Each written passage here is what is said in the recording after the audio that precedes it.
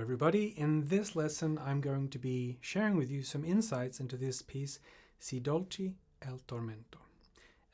This music comes from Claudio Monteverdi, who really is pivotal in the development of Western classical music.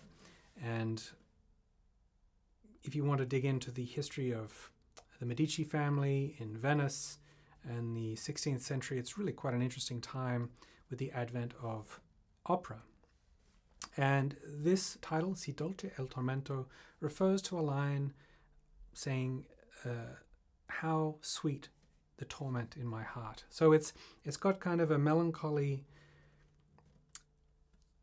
pathos about it, if that's the right word. So let's have a play through, and then I'll talk about some of the elements that bring this piece of music to life.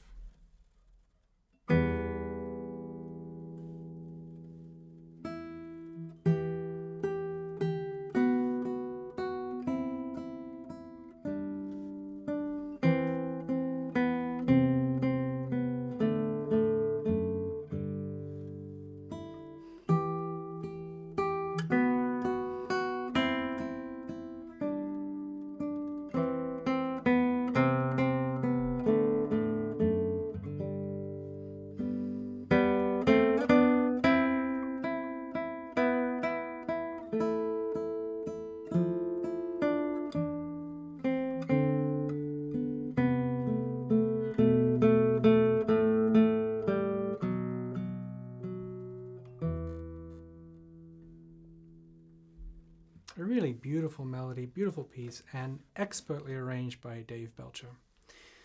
So let's have a dive in. Let's take a little overview of some of the key elements. So we are in the key of E minor. We have the 1 sharp there. And also, often when we're trying to decide or figure out what key a piece is in, it's always good to take into account the first harmony that we hear and the last. And both the first and last feature E, and the first is a chord of E minor. So E, G, B. That's the E minor triad. E, G, B. This first harmony has a fermata over the top. A fermata is to hold the chord for an inexact amount of time. It's up to you. And I think that most players will rush too quickly past this. I really encourage you to hold the chord and let the resonance die away a little bit. Take your time, establish its poise and drama. And then the very first thing we come across is an anacrusis, and this is going to be important in terms of the melody. So this melody is quite simple. It's very stepwise and descending, like a lament. A lament, sad, often about death, perhaps in this case about love. It's often descending by step. And the anacrusis gives us a clue about how to play it, because it is in 3/4. And if we were to think of this as a classical piece, maybe we'd go 1, 2, 3, 2. It's possible we could turn it into a bit of a waltz, especially if we play it at a faster tempo. But if we play it at a slow to moderate tempo, and make sure that we keep this anacrusis feel throughout the music, then we move away from this waltz feel where we have 1, 2, 3, 1, 2, 3, more to a feel of going 3, 1, 2, 3, 1, 2, 3, 1, 2, 3, 1. And of course, in some moments, we can see the anacrusis more clearly than others.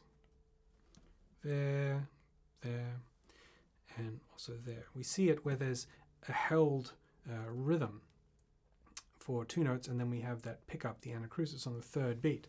However, we can really feel it throughout the melody, like I made note of here, going across the bar line.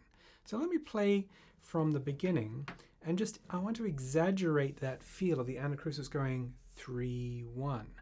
See if you can pick up on that. So we have the fermata, 3, 1, 3, 1.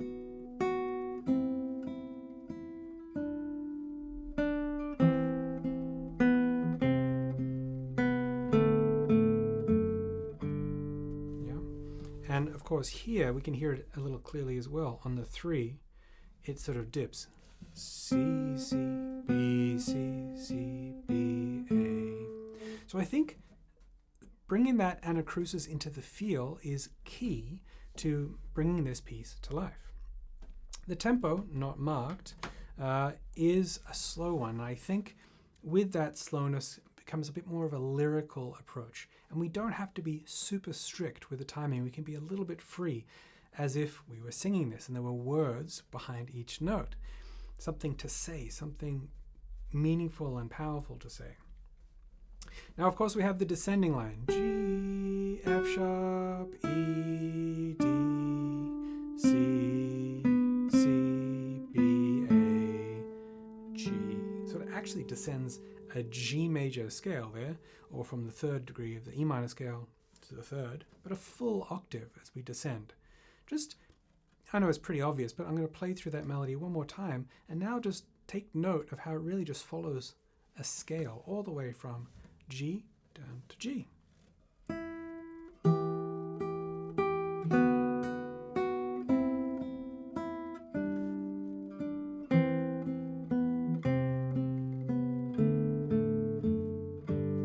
Almost seems too simple. Underneath that, we have another line which is really quite beautiful on its own.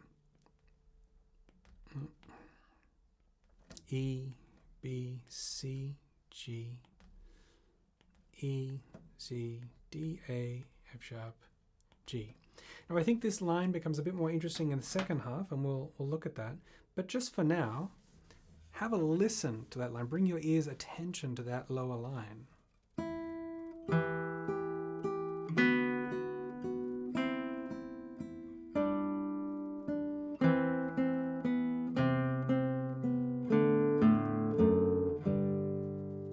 I really think the upper line is the melodic focus for the A section. But what I like to do to make the lower line a little special is I use a bit of flesh on the side of my thumb and I avoid playing with the nail to get this tone.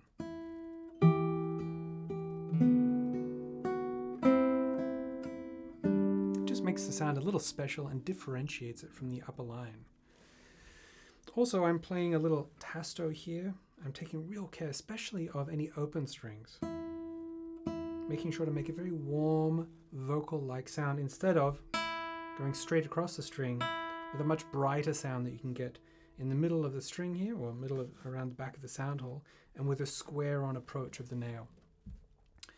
So, all of that together, let's just listen to that first section, then we'll move on to the second.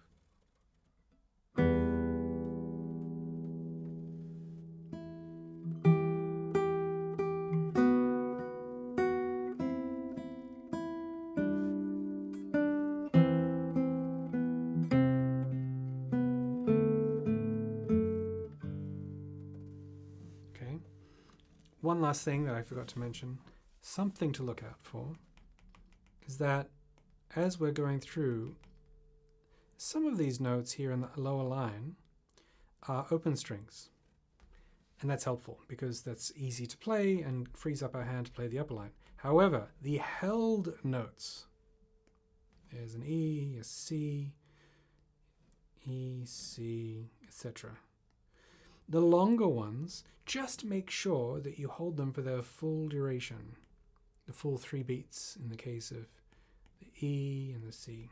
There can be a tendency to lift the finger off a little bit early so it cuts the sound. And that really does take away from that line, so it's not as independent of a line as if someone were singing that line all by themselves. Okay. Let's move on to the second section now. We have a lovely ascent at the beginning of this B section, almost waxing positive after this melancholy. And the melody goes up accompanied in thirds. So we have the melody on top, B, B, C, D, and underneath G, G, A, B, and we go up in thirds. That's the interval between each of these. Some of them minor thirds, some of them major thirds, but they're all thirds, a very sweet sounding interval. Let's just hear that, just to get used to that sound. Now, in Dave's original approach to this, we were aiming for a grade 1 level of difficulty. He had a different fingering. Then 4-3, and then C on the first fret, as we're very familiar with, and open E. Now, I took a bit of a liberty here, and I changed the fingering in 2 ways. First of all, 1-2, 1-2. It's just a very guitaristic fingering. And then I changed that open C. Instead of going, I went up here. Now, why? Why would we ever make the fingering more complex, go out further up the fingerboard when we can just get away with the first position? Well, there are always pros and cons with fingering choices. And the pro of this is that if we start here on that C, we can go down the string and get those 3 notes on the 3rd string, rather than this, which is what it used to be, using an open string. And it just has a bit more of a lyrical, song-like sound. Let me play the 2 different ones.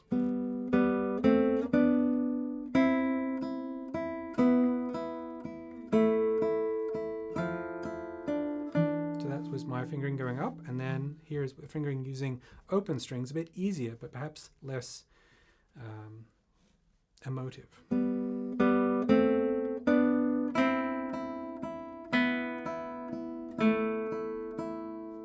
In later techniques, if you're already further on than grade 1 and you've studied vibrato, having a fretted note rather than an open string allows you to add vibrato. And of course, the vibrato works so well in these middle portions of the fingerboard rather than down here on the 1st fret. So that's some reasons there I've changed the fingering, and you can play around with it if you like. You could make it a bit easier for yourself from measure 12 and just play.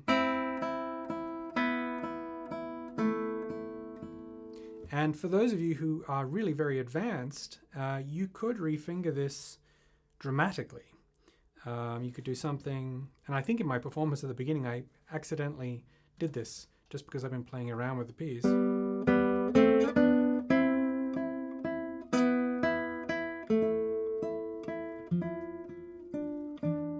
You could keep the E fretted on the 2nd string. It makes it much more difficult and has a lot more finger independence, but you get this sort of much more alive line rather than the open string. Don't get me wrong, the open string can sound quite beautiful in its own right, but just different fingerings have different musical results, and that's part of the joy of the interpretation process. So let me just play through the rest of the B section, and then we can highlight a few more points.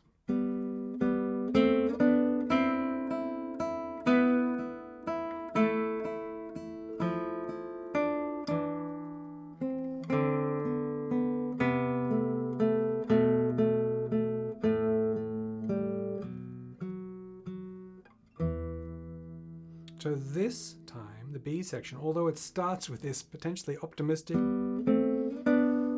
rise, this time we get E, D, C, B, A, G, F sharp, E. We descend a full octave of the E natural minor scale. E, D, C, B, A, G, F sharp, E. You'll find many pieces of music follow this, sometimes not as obvious. Sometimes they'll have a bit of variation in the middle where they go up and down and move up and down the scale.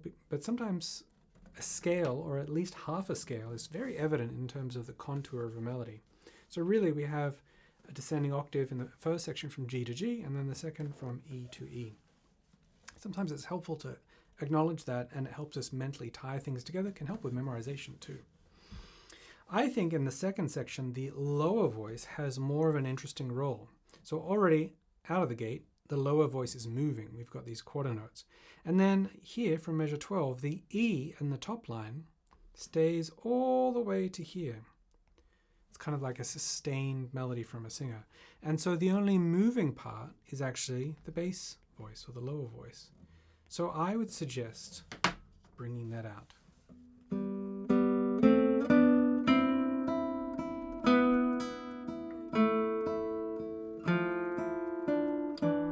perhaps letting the top voice take over again.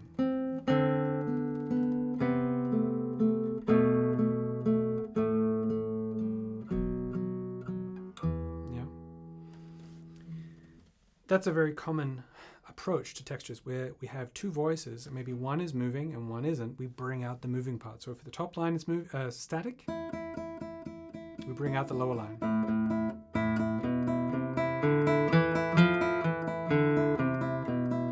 And then the opposite, we bring out the top line.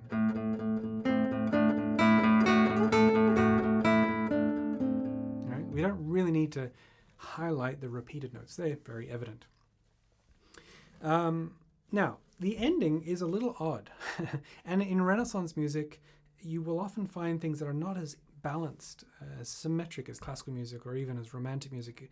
It's sometimes less familiar. So this last passage from here has sort of, if you play it just note by note, it seems a bit odd, almost like it is a typo.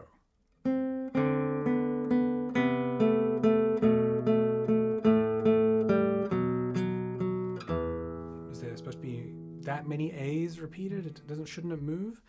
But it makes a bit more sense if we factor in the anacrusis once again. So we really play with that anacrusis going.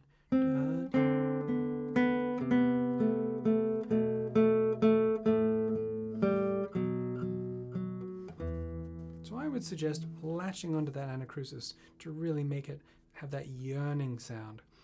We get the most yearning effect when we carry a static note, B, B, B, and then it cascades down to the A after the bass note. We get the same thing, the same thing here, C, C, down to B. So it goes D, B, dum, da, ya, dum. Very much like a suspension, which we won't go into here, but that's what it sounds like, that's the effect. So I think, for such a naked piece in a way, very little going on the score, it's very expressive, it's very beautiful, and it's a great example of how the classical guitar can absolutely shine without a lot of complexity, but with very subtle shaping and beautiful tone on the instrument. So enjoy this piece, and bravo to Dave Belcher for making a very compelling arrangement.